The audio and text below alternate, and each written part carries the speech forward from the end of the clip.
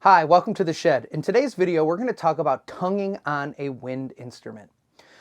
First off, when you go to tongue a note, you have to actually use your tongue. Oftentimes people use just their air, hoo, to start the note, and that gives you not a great tone quality. Or you do something called glottal tonguing, where you tongue with the back of your throat and go to tongue the note. Neither of which are ideal. We want to actually use our tongue when tonguing a note.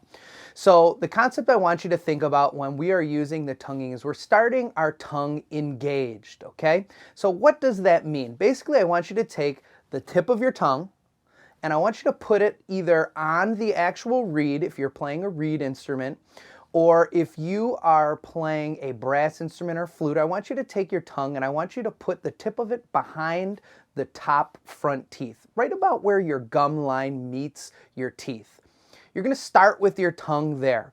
Think about your air as being the water in the water faucet and your tongue as being the valve to release it.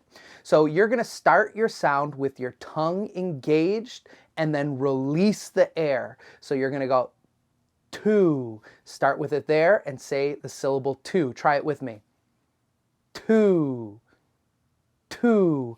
Another thing that young musicians tend to do is they start with their tongue in between their teeth and actually stick it between. Don't do that. Start with your tongue engaged at the roof of your mouth where your teeth meet your gum line or directly on the reed. Might feel a little weird at first, but try that. Work on it, practice it till you own it, and we'll see you in the shed.